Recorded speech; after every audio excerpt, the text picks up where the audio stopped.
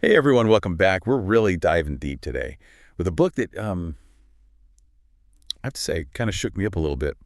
It's called The Myth of Normal: Trauma, Illness, and Healing in a Toxic Culture.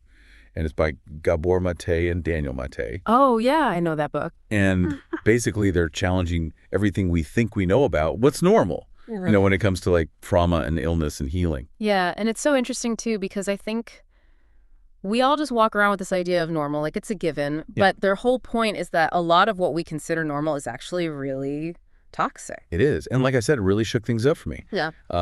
They use scientific research and personal stories and just like a deep dive into our culture to back up their claims. So get ready to think a little differently today. We're going to be talking about stuff like the impact of trauma, and not just like the big obvious traumas, but the little everyday traumas that we often just kind of brush off. Right. But that can actually have a huge impact on our health and well-being. Totally. Yeah. And they even go deeper. They talk about how society itself, like all the pressures and expectations, can actually contribute to this toxic environment. It's almost like we're just swimming in a sea of stress, and we don't even realize how much it's making us sick. Yeah. So let's get into it, I guess. One of the first things that really stood out to me was this idea that we all develop what they call character armor as a way of coping with difficult experiences.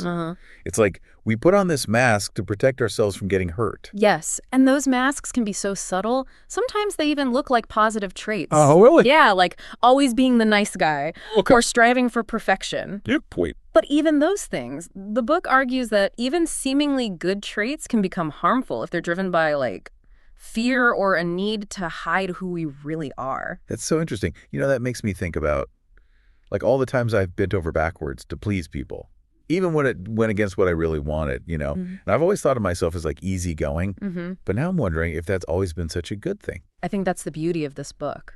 It's not about labeling things as good or bad, Right. about understanding the motivation behind our behaviors, you Yeah. know? Are we acting from a place of authenticity, Okay.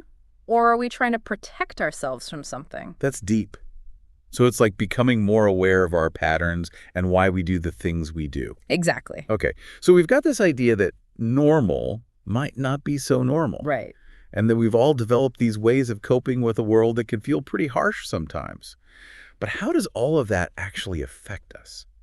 Well, that's where things get really interesting.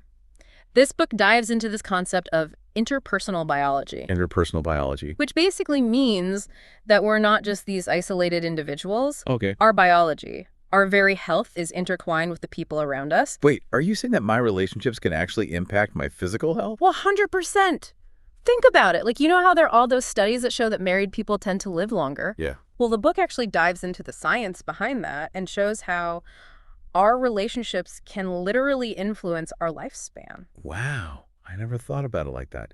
So it's not just our own individual choices, it's our relationships too. Our connections, the quality of those That's connections. good. That's pretty wild. Oh, So then the book spends a lot of time talking about childhood experiences too, right? absolutely. Childhood experiences, especially early childhood experiences, are crucial when it comes to trauma. They argue that those early experiences, both big and small, can shape everything from our emotional regulation to our stress response and even our immune system. So you're saying our childhood experiences can literally become embedded in our bodies. It's like carrying all that baggage with us. It's less about baggage and more that those experiences become a blueprint for how we interact with the world, Yeah. how we respond to stress, how we form relationships. And it doesn't even have to be these huge traumatic events.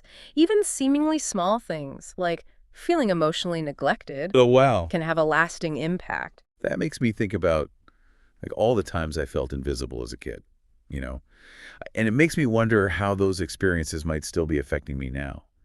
So the book talks about these big T traumas like abuse or violence, Right.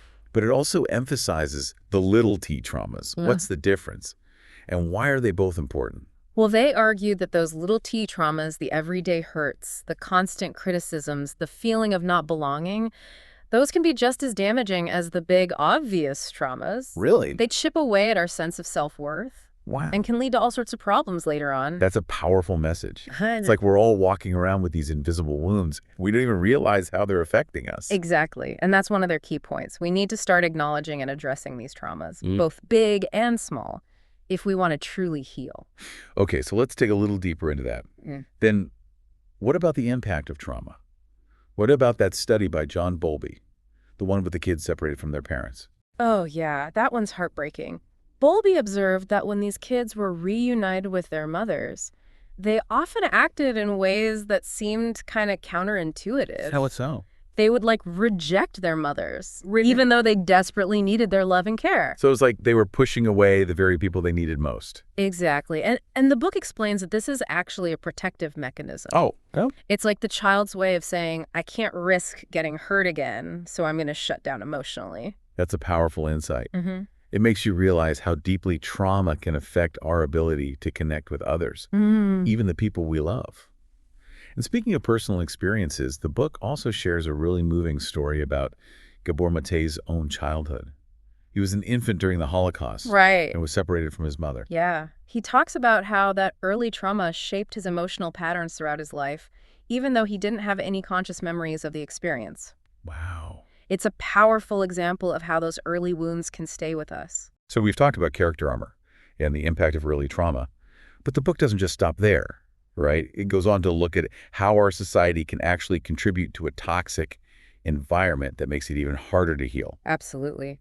A lot of the things we consider normal in our society, our obsession with success, our constant busyness, our reliance on technology, all of that is actually creating a culture that is stressful, isolating, and ultimately harmful to our well-being. So it's like we're all caught up in this crazy system that's making us sick, and we don't even realize it. That's a pretty sobering thought. It is. But the book also offers hope. It suggests that by becoming aware of these patterns and by challenging these norms, we can start to create a more healing and compassionate world. Yeah, it is sobering. But I think that's the point. Awareness is the first step. And one of the areas where this toxic normal really plays out is in our relationship with our bodies. Yeah, I was just fascinated by that section of the book. It's like we're constantly bombarded with these images of what the ideal body is supposed to look like. Right. And it's hard not to internalize those messages, you know. It's almost impossible. Yeah. And the book argues that this obsession with achieving the perfect body can lead to all sorts of problems, like eating disorders and body dysmorphia. We end up disconnecting from our bodies, seeing them as objects to be controlled, rather than sources of wisdom and pleasure. Oh, it's so true. Yeah. I've definitely felt that pressure. It's like we're constantly trying to mold ourselves into something we're not, instead of appreciating the bodies we have. Yeah. It makes me wonder, though, how much of this pressure is coming from within us versus how much is coming from external sources. That's a great question. And the book doesn't really offer any easy answers. Right. It's likely a complex interplay of both.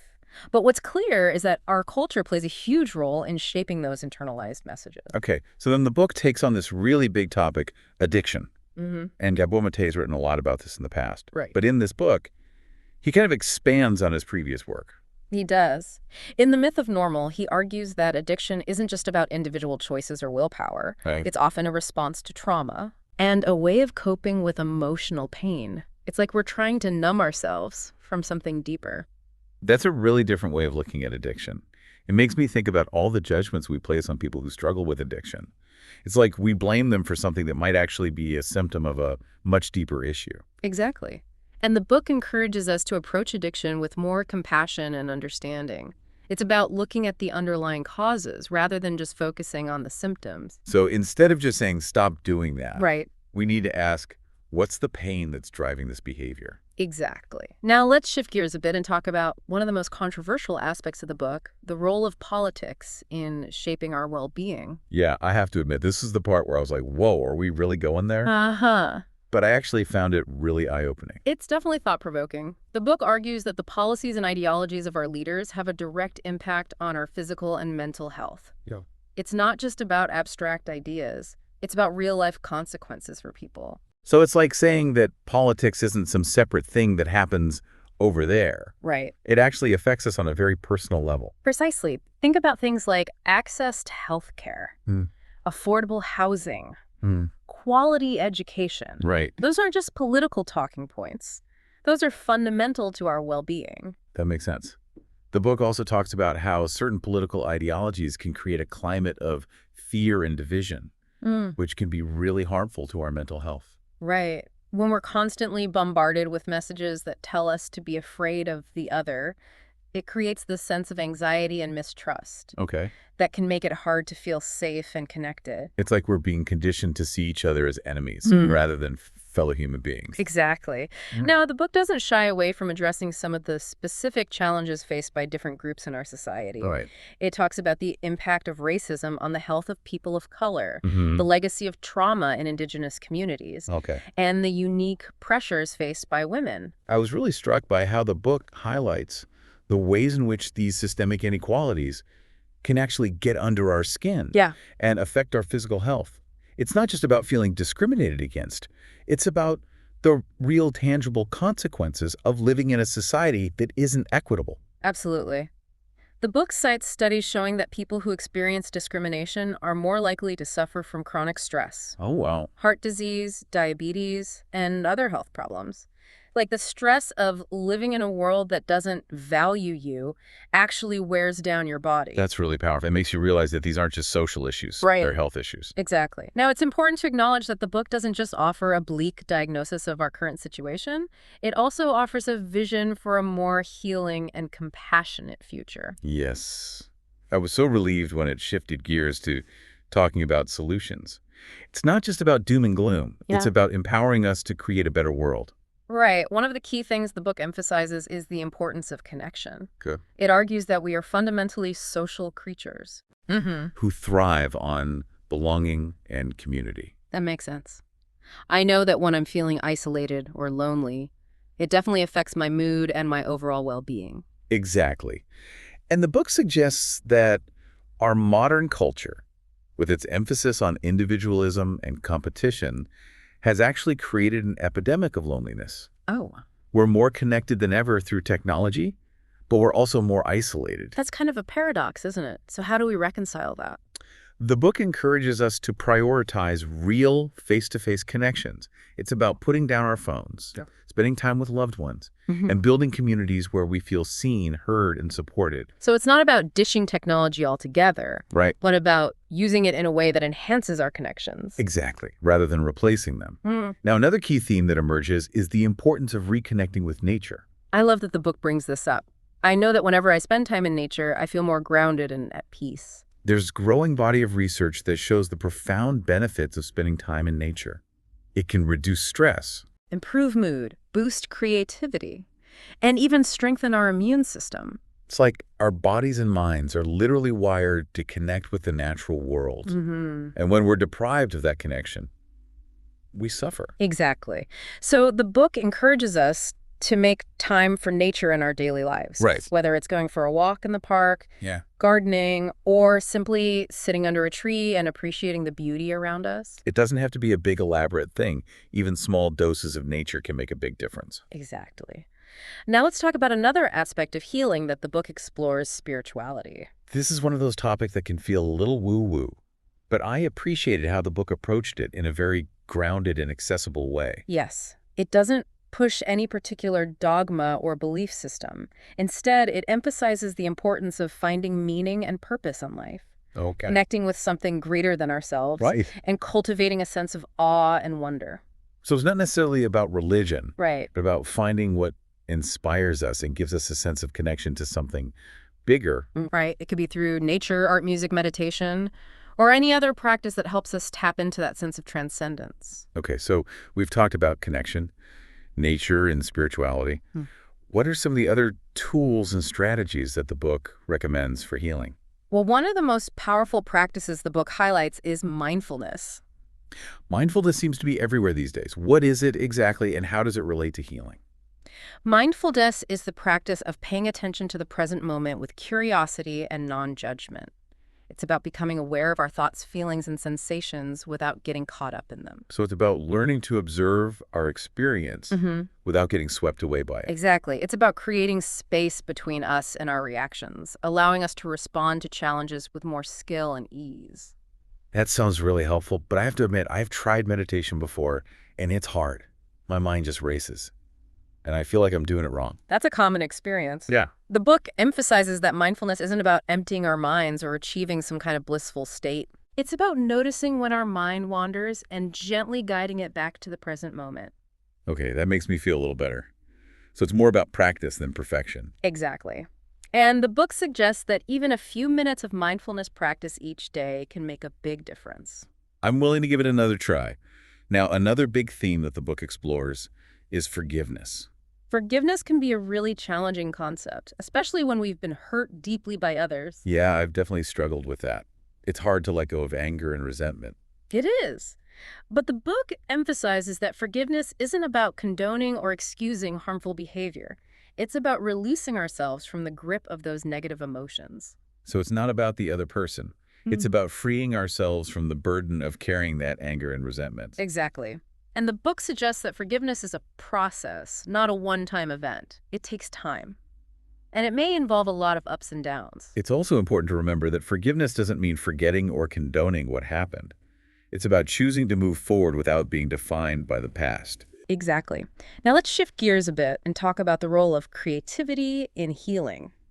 I'm really drawn to this idea. I've always found that engaging in creative activities, like painting or writing, can be really therapeutic. The book highlights how creativity can be a powerful way to process emotions, express ourselves, and connect with our inner world. It's like giving ourselves permission to play, to explore, and to create without judgment. Exactly. And it doesn't have to be about producing a masterpiece. Right. It's about the process of creating, of letting our imaginations flow freely. I love that. It takes the pressure off and allows us to simply enjoy the act of creating. Right. Now, another important aspect of healing that the book addresses is finding our voice. I think a lot of people, myself included, struggle with this. It can be scary to speak up, to share our truth, to stand up for what we believe in. It can be. But the book emphasizes that our voices matter. We each have a unique perspective and something valuable to contribute to the world. So it's not just about speaking up for ourselves. Right. It's about speaking up for what we believe in, for the things that matter to us. It's about reclaiming our power and using it to create positive change. Okay. So we've talked about a lot of individual tools for healing, but the book also emphasizes the importance of creating a supportive environment. Right, absolutely. We cannot heal in isolation. We need to surround ourselves with people who love and support us, who see our worth, and who encourage us to be our authentic selves. So it's about cultivating healthy relationships with friends, family members, and even therapists or mentors. Yeah. It's about creating a community of care and belonging. Exactly. The book also encourages us to be mindful of the physical environments we inhabit. That's a really interesting point. I know that I feel more calm and centered when my home is clean and organized, and I always feel more energized after spending time in nature. Our environment definitely has an impact on our well-being. The book suggests creating spaces that feel safe, nurturing, and inspiring. It might involve decluttering our homes, surrounding ourselves with beauty and art, or spending time in nature. It's about creating a sanctuary for ourselves, a place where we can feel grounded and at peace. Exactly.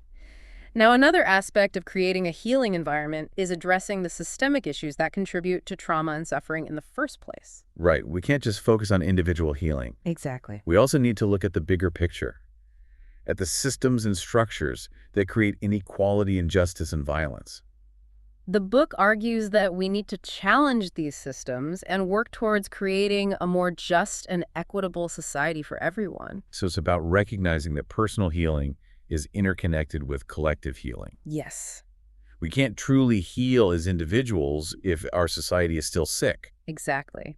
Now, one of the most challenging aspects of the book is the exploration of ancestral wisdom. Yeah, this is something I've been thinking about a lot lately. It's like we've lost touch with the wisdom of our ancestors, the traditions and practices that help them navigate life's challenges. The book encourages us to reconnect with those traditions, to learn from the wisdom of those who came before us. So it's about recognizing that we're not starting from scratch. Right. There's a wealth of knowledge and experience that we can draw upon. It might involve exploring indigenous cultures, traditional healing modalities, or simply connecting with the wisdom of our elders. It's about honoring our roots and recognizing the interconnectedness of all beings across time and space. Exactly. Now, the book doesn't shy away from addressing the challenges and complexities of healing. It acknowledges that the journey can be difficult, painful, and at times even overwhelming. That's been my experience, for sure. It's not a linear process. There are a lot of ups and downs. Absolutely. But the book also emphasizes that healing is possible. We have the inner resources and strength to navigate those challenges and to emerge stronger on the other side. So it's not about achieving some kind of perfect state of well-being. Right. but about learning to embrace the messiness of the journey. Right. And it's important to remember that we're not alone in this. There are many people who have walked this path before us, and there are many resources available to support us along the way. That's reassuring. It can feel really isolating when you're going through a difficult time. But knowing that others have been there and come out the other side gives me hope. We're all in this together.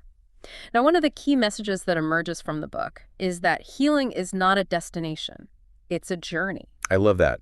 It takes the pressure off of having to arrive somewhere. Exactly. It's about the process of growth and transformation. The authors emphasize that healing is an ongoing process that requires patience, compassion, and a willingness to embrace the ups and downs of life. So it's not about achieving some kind of perfect state of well-being, but about learning to live with greater awareness, resilience, and joy. Right. It's about recognizing that we are all works in progress and that every step we take toward healing is a victory. Okay, I love that. It's like giving ourselves permission to be perfectly imperfect. But let's talk about one of the most powerful tools for personal transformation that the book highlights, mindfulness. Mindfulness is the practice of paying attention to the present moment with curiosity and non-judgment. It's about becoming aware of our thoughts, feelings, and sensations without getting caught up in them. It's like taking a step back from our experience and observing it with a sense of detachment and acceptance. Exactly. And the book emphasizes that mindfulness is not about emptying our minds or achieving some kind of blissful state. It's about learning to be present with whatever is arising in our experience, whether it's pleasant, unpleasant, or neutral. And to meet it with kindness and compassion. Right. It's about cultivating a sense of spaciousness and awareness that allows us to respond to challenges with greater skill and ease. I'm starting to see how powerful this could be. It's like creating a pause button in our minds so that we can choose how to respond rather than just reacting automatically. Exactly. The book suggests that mindfulness can be cultivated through a variety of practices such as meditation, yoga, and even simply paying attention to our breath. So there are lots of different ways to access this state of awareness. Right. And the book suggests that even a few minutes of mindfulness practice each day can have a significant impact on our well-being. I'm starting to see how all these pieces fit together. The awareness, the forgiveness, the connection, the mindfulness. It's like they all work together to create a more holistic approach to healing. Exactly. It's not about any one thing in isolation. It's about creating a tapestry of practices and perspectives that support our well-being on all levels: physical, emotional, mental, and spiritual. I love that analogy. It's like we're weaving together all these different threads to create a more vibrant and resilient whole. Exactly. And it's important to remember that there's no one right way to heal. What works for one person might not work for another. It's about finding what resonates with us and creating our own unique path. Well, I think that's a really empowering message. It gives us permission to experiment, to explore, and to find what works best for us. Yeah. It really is. It's about finding what works for you. But, the book also talks about these more alternative approaches to healing, like psychedelics. Yeah. And I have to admit, that caught my attention. It's definitely one of the more controversial topics the book covers, but it's interesting how they present it, Okay. They talk about the historical use of psychedelics, like in spiritual and healing ceremonies in various cultures, and how modern research is starting to explore their potential therapeutic benefits. I've heard a little about that research, especially for things like depression and anxiety. But it still feels kind of out there to me. Yeah. It's definitely pushing the boundaries of conventional medicine. But the book emphasizes that if psychedelics are going to be used for healing, it needs to be done in a very safe and responsible way, with trained professionals and proper support systems in place. Yeah, that makes sense. I mean, these substances can be really powerful. So it seems crucial to approach them with respect and caution. It's not like just popping a pill and expecting everything to magically be fixed. Exactly. It's not a quick fix. The book talks about the importance of integration. Like, how do you take the insights and experiences you have during a psychedelic journey and actually apply them to your everyday life? Yeah. That's where the real work comes in. So it's more about using these tools as a catalyst for deeper self-exploration. And then doing the work to integrate those insights into lasting change. Right. It's like using a flashlight to illuminate parts of ourselves that we might not normally see, but then we have to take what we see and use it to make choices that support our healing and growth. I'm really seeing how the myth of normal is more than just a book. It's a call to action. It's about waking up to the ways we've been conditioned by our culture and then making conscious choices to create a different reality, both for ourselves and for the world. Absolutely. It's about questioning the status quo. Like, What if so much of what we consider normal is actually making us sick? It's like we've been sleepwalking through life, just accepting things as they are without questioning if they're actually serving us. Exactly. The book encourages us to wake up and start asking those questions like, is this belief serving me? Is this behavior aligned with my values? Is this system supporting my well-being? It's about taking back our power, to choose what we want our lives and our world to look like, which can feel radical in a world that often tells us to just conform and sit in. It can. But that kind of radical self-inquiry is essential for creating a more authentic and fulfilling life. It's about breaking free from the mold and daring to be different. And I love how the book emphasizes that we don't have to do this alone. It talks about the importance of community, of finding people who support our journey. Yes. And who challenge us to grow. We need those mirrors, Yeah. to reflect back to us who we truly are, and those safe spaces where we can be vulnerable and authentic. Not just in our personal lives, right? The book also talks about the importance of collective action, of working together to create a more just and compassionate world. Absolutely. It's about recognizing that our personal healing is interconnected with the healing of our communities and our planet. We can't truly thrive as individuals if the systems around us are broken. So it's about showing up in the world, using our voices to speak out against injustice, and taking action to create positive change. Exactly. It's about realizing that we're all connected and that our actions have a ripple effect. So as we wrap up this deep dive into the myth of normal, I'm left with this feeling of possibility. Like the book has opened up a whole new way of seeing the world and my place in it. Me too. It's hopeful. Yeah. It's like they're saying, hey, things are messed up, but we have the power to change them. And it starts with each of us. It starts with questioning those norms, with healing our own wounds, with connecting with each other and with the natural world, and with taking action to create the world we want to live in. Beautifully said. And to our listeners out there, I'd say this. Let this be the start of your own deep dive. Don't just take our word for it. Read the book. Explore these ideas and see how they resonate with you. Exactly. And as always, keep asking those big questions. Keep challenging the status quo and keep believing in the possibility of a more beautiful and just world. Thanks for joining us on this deep dive. Until next time, keep seeking, keep growing, and keep healing.